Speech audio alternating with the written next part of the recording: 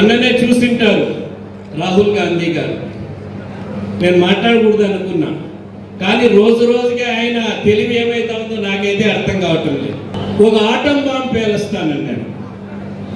మనకు మామూలుగా దీపావళిలో ఉంటుంది కదా ఆటం బాంబు, అది తుస్సుమని పోయింది. ఏంది ఆటం బాంబు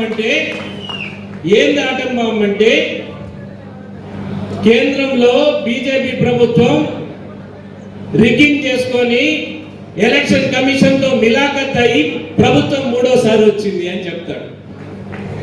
కొంచెమన్నా తెలివి కొంచెం ఉపయోగించాలి కదా.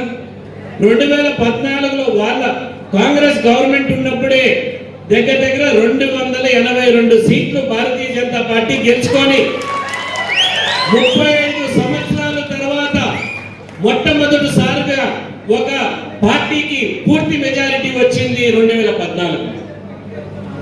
2019లో 303 సీట్లు గెలుచుకొని దానికంటే ఎక్కువ మెజారిటీ వచ్చింది. ఈ ఎలక్షన్ లో రిగ్గింగ్ జరిగితే 400 సీట్లు కావాలి, కానీ 240 ఎట్లా వస్తాయి? రిగ్గింగ్ భారతీయ జనతా పార్టీ చేసుకుంది ఎలక్షన్ కమిషన్ తో కలిపి అంటే 400 సీట్లు కావాలి, కానీ 240 ఎట్లా వస్తాయి? బాగా ఆలోచన చేసుకోవాలి.